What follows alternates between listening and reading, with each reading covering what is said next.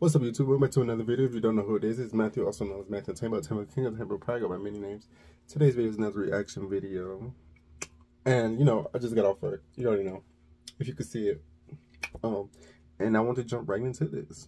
So if you like this video anytime, you know what to do. Like, comment, subscribe. You don't gotta comment.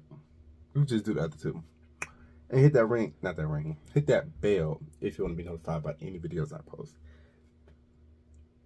This video is titled, The Dark Reality of YouTube Mukbangers. I'm gonna get right to this. Mukbang started in Korea as an alternative for people who didn't want to eat alone. They could go on YouTube, play an eating show, and pretend to have some company. In the beginning, it was a well-intentioned trend, but it has evolved into something really different. Now there's a dark side of YouTube where mukbangers try their hardest to get the most shock value from eating on camera. And this often involves crazy behaviors like eating live animals, gorging thousands of calories in one sitting, crying, and so much more. For some YouTubers, doing insane mukbangs is worth the trouble because eating in front of the camera is their main source of income. However, it sure comes with a price that can take the form of severe health issues, bad eating habits, and more controversies than you could expect. But eating shows affect not only the mukbangers themselves. This trend has recently started to become damaging to viewers as well. Keep watching if you want to find out the dark reality of YouTube mukbangers. A huge thank you to Surfshark VPN for sponsoring today's video. VPN is an app that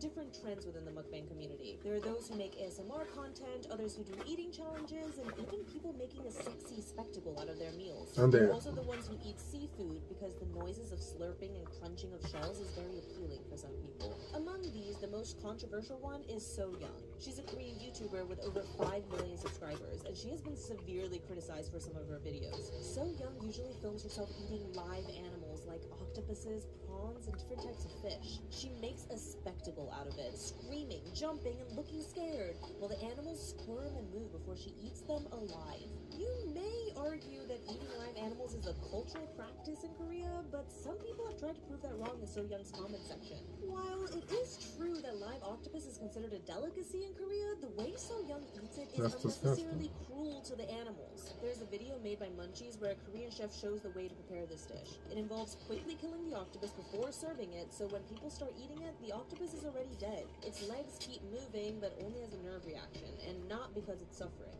However, So Young has a different approach to this recipe. In one of her videos, she can be seen rubbing salt on a live octopus that squirms and twists in agony. In another one, she just rips off the head of a live prawn before eating it. One of her most watched videos, with over 20 million views, shows her pouring soy sauce over a couple of squids that twirl in pain. YouTuber Ethan Klein had pointed out how So Young appears to enjoy killing these animals, because she even zooms in to show the most gruesome parts. Many people criticize So Young's videos and ask to have them banned or removed, but she still has a huge platform because her videos clearly give viewers something to talk about.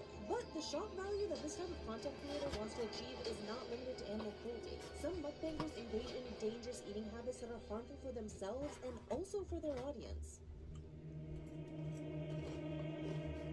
There's really no need to point out that eating huge amounts of food is definitely not part of a healthy, balanced diet. And it gets even worse if we consider that there are only a handful of mukbangers who eat healthy food.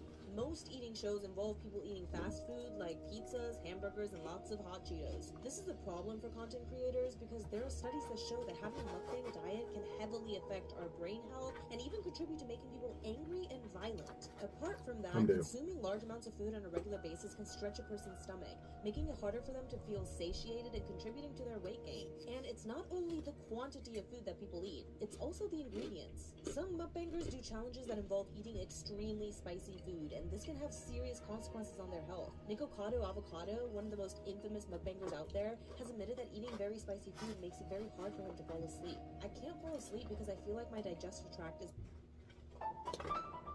on fire. And then he goes on to say, and then I'm running to the bathroom. I'm sitting on the toilet crying. Nikocado started having severe health issues many years ago, but he refuses to go to the hospital because he's scared of getting a diagnosis. Nikocado started doing mukbangs in 2017, and 3 years later, he continues to upload eating shows several times a week. He has gained a lot of weight, and his physical and mental health are clearly deteriorating with each each video. Chantel, also known as Foodie Beauty, is another mukbanger with severe health issues. She struggles with a clog in her lungs, an umbilical hernia, and severe chronic fatty liver disease. She has also been diagnosed with an ED, and yet she continues to do mukbangs for a living because it's her main source of income. The fact that Chantel makes money off her mental illness is very dangerous for her and also a very bad example for her viewers.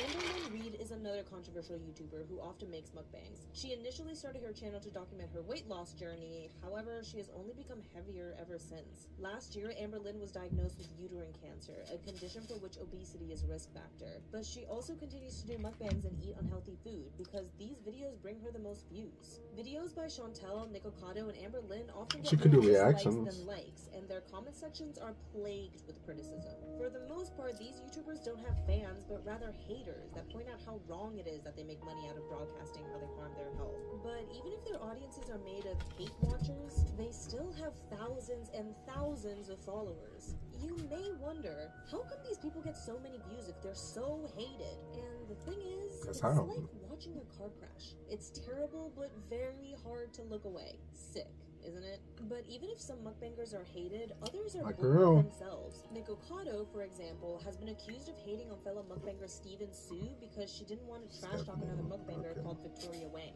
Stephanie released a video saying that she was actually scared of him, and that Nicocado has gaslit and manipulated her. This comes as no surprise, because Nicocado can be frequently seen having violent meltdowns in his videos, and also cussing and yelling at his husband.